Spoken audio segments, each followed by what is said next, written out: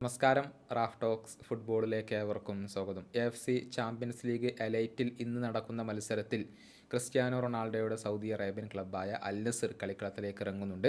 എതിരാളികൾ അൽ ഖറാഫയാണ്. ഖത്തരി ക്ലബ്ബാണ് അൽ ഖറാഫ. ഇന്ന് രാത്രി ഇന്ത്യൻ സമയം 9:30 ഖത്തറിൽ വെച്ചുകൊണ്ടാണ് ഈ ഒരു മത്സരം നടക്കുക.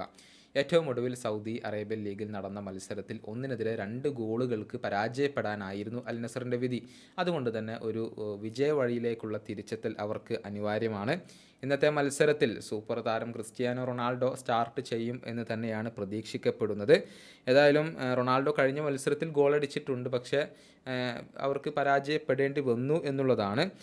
ഈ ഒരു മത്സരത്തിനുള്ള അൽ നസറിൻ്റെ പോസിബിൾ ലൈനപ്പ് നമുക്കൊന്ന് പരിശോധിക്കാം. ഗോൾ കീപ്പർ ആയിക്കൊണ്ട് ബ്രസീലിയൻ താരമായ ബെൻഡോ തന്നെയായിരിക്കും. അതുപോലെ തന്നെ പ്രതിരോധ നിരയിൽ ഫ്രഞ്ച് താരമായ സിമാക്കാൻ ഉണ്ടാകും. അദ്ദേഹത്തോടൊപ്പം സൗദി അറേബ്യൻ താരമായ ലജാമി ആയിരിക്കും ഉണ്ടാവുക. വിങ് ബാക്ക് പൊസിഷനുകളിൽ സൗദി അറേബ്യൻ താരങ്ങളായ ബൗഷലും സുൽത്താനും വരും. ഇനി മധ്യനിരയുടെ കാര്യത്തിലേക്ക് വന്നാൽ ക്രൊയേഷ്യൻ സൂപ്പർ താരമായ ബ്രോസോവിച്ച് ഉണ്ട്.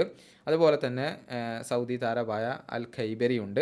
അതുപോലെ തന്നെ പോർച്ചുഗീസ് സൂപ്പർ താരമായ ഒട്ടാവിയോയുണ്ട്. മുന്നേറ്റ നിരയിൽ ബ്രസീലിയൻ താരമായ ഏഞ്ചലോ, അതുപോലെ തന്നെ ക്രിസ്ത്യാനോ റൊണാൾഡോ സെൻട്രൽ സ്ട്രൈക്കർ പൊസിഷനിൽ, ഇടത് വിങ്ങിൽ സാഡിയോ മാനെ. ഇങ്ങനെയാണ് അൽ നസറിൻ്റെ ഒരു പോസിബിൾ ലൈനപ്പ് വരുന്നത്.